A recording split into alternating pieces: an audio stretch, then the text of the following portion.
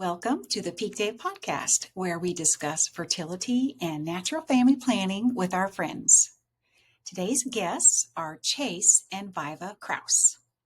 Viva, a Catholic health and fitness coach, is Couple to Couple League's new spokesperson for PeakDay, and she hosts CCL's new Peak Life show, where we feature nutrition, lifestyle, and fertility. Chase, after working as a personal trainer, discovered his clients needed more than just a good workout. He founded his Catholic fitness company, HyperoFit, where exercise helps clients learn to master their bodies in order to be able to give of themselves more fully and integrate their faith and wellness journey. Viva and Chase live in Texas with their 3 children. When did you two first learn about NFP? We started learning NFP when I was 19, 20? 21. We were engaged. So No, it was before that. We weren't engaged? Yeah, I think I started learning it beforehand because I had noticed some cycle troubles. And so one of the girls at the college, that was the first time I had heard of NFP, was at the school we went to in San Diego. And so she's like, oh, you can go to this instructor here at this clinic that's close by. It's just down the road. And she teaches Creighton model. And so I started going there. It was either right before we were engaged or right as we were getting engaged. And then, so I kind of learned on my own with a clinician and someone that taught NFP for a clinic. And then when we were engaged, he would come in and make sure that he was up to speed on the things that I was learning and the things that were particular to my cycle. Mm-hmm. And so then we practiced NFP together, but separately because we weren't living together, obviously, throughout our whole engagement. And then we learned a different version after we were already married.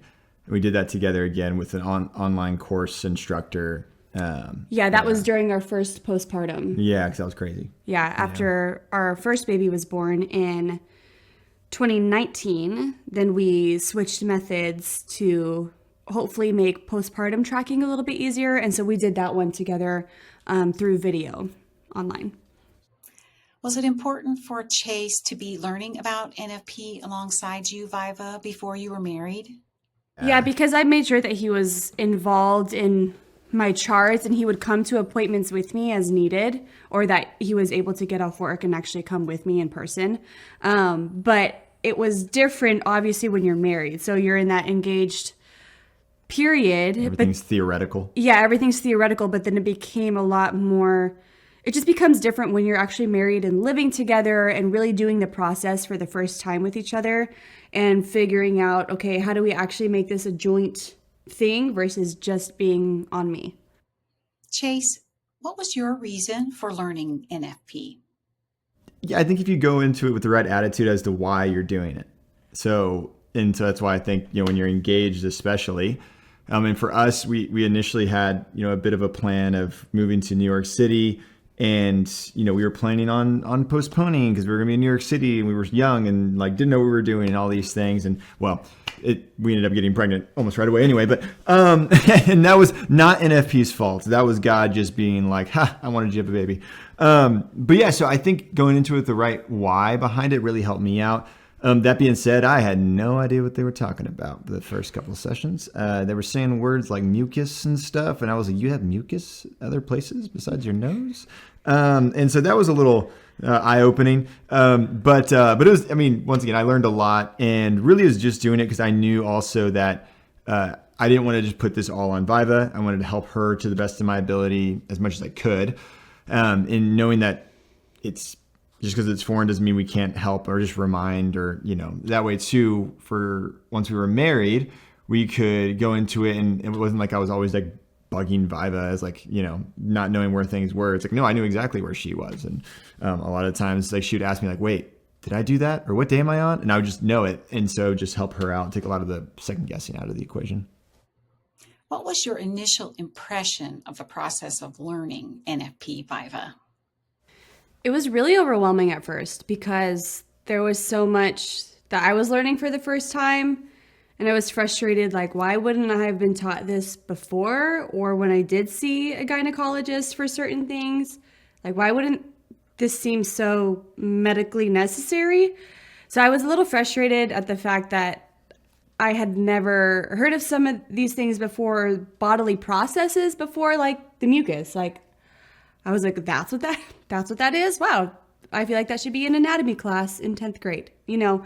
So that was frustrating, but then it was also exciting because one, my instructor was super, super patient, and she was very thorough and always answered like the questions that I had. But it was exciting because it gave me hope that I would be able to really figure out what was going on with my cycle and to do things to kind of put myself on the right track. So it was overwhelming. I would say that very honestly, because there's a lot of information and a lot of stickers and charting and looking at all these biomarkers. And if you're doing temperature, you're doing that and you're charting all these things. And it's a whole new skill that takes time to learn. So it was overwhelming, but it was also exciting to know that this was going to help me in the future. Chase, what would you say to men to motivate them to learn NFP with their fiance or their wife? Yeah, so I think for the men out there, once again, knowing why you're doing it and also not being intellectually or emotionally selfish with this. And what I mean by that is, yeah, does this affect you in the immediate, like kind of yes and no, but it does affect your wife or your spouse or your fiance or whatever. And so, yeah, you're not going to understand half of what they have to say. You're going to have no real experience because you're not the one having to chart and stuff like that. But I think just sharing the load as much as you can, just being there for support, being okay with the fact that, your fiance or wife might not get it totally and you might not get it totally, but staying in it, figuring out a method that works best for you, for both of y'all, and then just sticking with it, because to be faithful to the Lord, and everything He teaches us doesn't mean we have to do things the easy way. We have to do things, the way God's calling us to do. And it's going to bear fruit both with children and spiritually and other virtues as well. And we don't regret it at all. And it's only blessed our marriage. What would you say if a friend thought NFP was just too complicated to learn? Yeah, and obviously it is a challenge to learn. It's a challenge to understand all these words and definitions of things, and it's a challenge to also remember to do it. And then also, if something does go wrong, or if the cycle's off, and all of a sudden you can't figure out where your peak day is, it might mean you have to postpone longer than you really want to, which is a challenge, and it kind of sucks. But at the same time, it's okay to be challenged. It's okay to not have things totally dialed in. And that's where we have to grow in our trust to the Lord, and trust in your marriage, trust the fact that there's other ways you guys can grow in your relationship. But at the same time, it makes it that much sweeter when you can come together as a married couple, and then see the fruit of that in your children and your marriage and in yourself. Can you paint a picture for us of life before and then after learning NFP? Yeah, life pre-NFP really was just me trusting what the gynecologist was going to say, and me not fully understanding what was going on, and me just saying, sure, I'll take the birth control because that's supposed to help my periods, when in reality it just put a Band-Aid on my symptoms. And when I came off of it, I was back at square one, back at ground zero again. And having to start from nothing, knowing nothing, and having to kind of crawl my way through what's going on and how can I fix this in a way that's actually going to help me, and not in a way that's just going to give me a Band-Aid solution that I'll have to use forever. And life with NFP now, especially being married almost 7 years and having been blessed with children and a community of women too that also practice NFP, is just the confidence in kind of trusting my gut instinct with what's going on with my body, but then also in our marriage, and having a lot of that freedom and having just the emotional availability and connection of my spouse. Because if we weren't practicing NFP, I don't see why we would ever have a conversation about my body, where I'm at in my cycle. he would be probably much less empathetic and understanding of, okay, she's at this point in her cycle, no wonder she's struggling with this or kind of dealing with this thing right now, or her emotions are hypersensitive, right? Because he knows exactly where I'm at all times. And so it has allowed for so much more, I think, freedom of communication in our marriage instead of just kind of assuming and guessing and second guessing where each other are at. Chase, how is being familiar with your wife's fertility cycle a benefit for you as a husband? Yeah, I think one of the biggest benefits of knowing where your wife's at and practicing NFP is yeah, like she said, just being able to empathize and also manage expectations. I think a lot of couples face challenges in their relationship when one or both of them they don't properly manage their expectations of what they expect from the other person, what they expect in their marriage, and then it sets them up for failure, right? Whereas NFP, it forces you to communicate. It forces you to have conversation. It forces you to plan ahead, which, some people like, some people don't. But either way, it really sets you up for success in just communicating in marriage, which is essential. So that way you're not just being like, wait, what? That's random. What's happening? It's like, no, it's like, you know exactly what's going on. So I think that's one of the biggest blessings that it can give. Can you reframe NFP in a positive way for those who maybe have never heard of it before or who may have a negative impression of it? All right, so you probably heard that, the Catholic Church, you can't use contraceptions, you can't do this, you can't do that. You think of it as a bunch of rules to follow.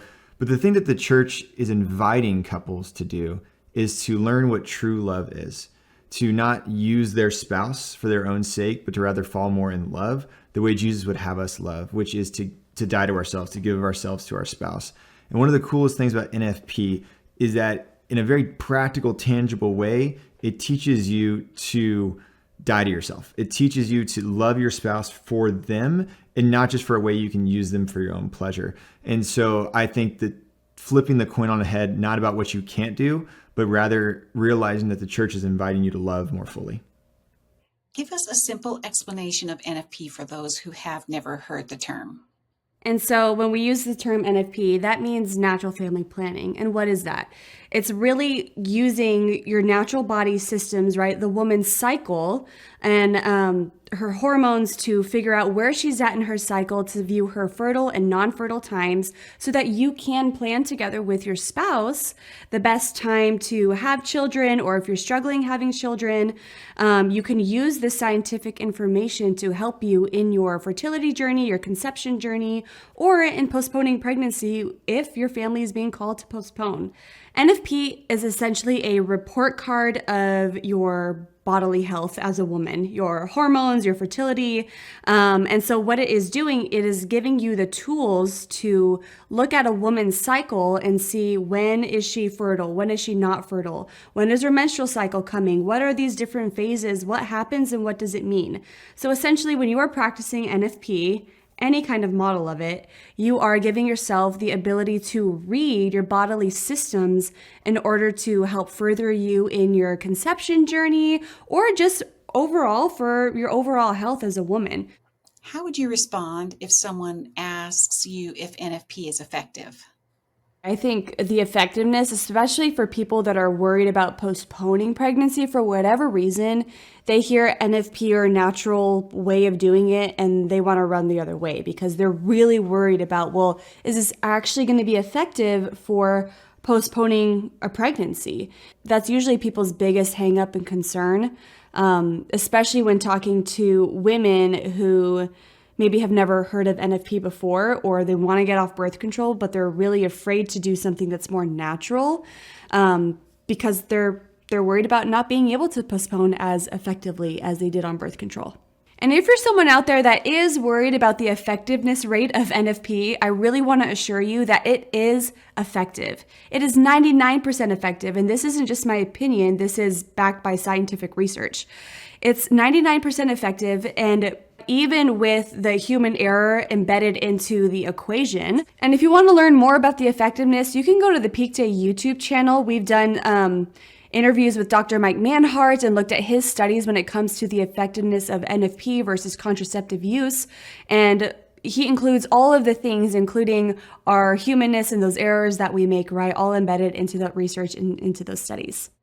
Can you give some specific changes and improvements a couple can experience in their marriage when they choose to use natural family planning rather than artificial methods of birth control? Yeah, I think personally, there's going to be struggles in all marriages, right? Whether you use NFP or not, there's going to be struggles with the woman, with her body, whether she uses NFP or not. But in the conversations and the differences that I've seen is that one, communication between a couple, even though it's difficult, is usually so much better and so much more fruitful and open in their communication style when they are practicing NFP versus when they're using a form of contraception.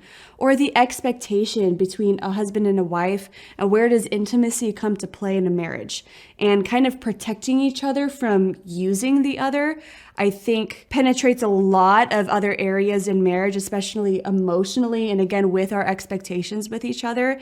And I think that there is a really big difference between couples who have that openness in their conversation and in those expectations when NFP is being practiced, because NFP forces you to say, if we're postponing, okay, these are our go days, these are our no days, and having to work together, even though it's very difficult at times, to stop one another and to say like, hey, like we this is what we kind of discerned and decided on for this month. Like, are we still on the same page? And always having that openness of communication versus maybe feeling like, well, you can do things whenever you want because you are using contraception and there's not really a whole lot of conversation surrounding that. Would you agree?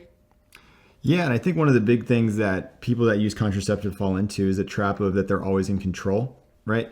And so they're trying to take control. They're trying to take control of their fertility, of their family.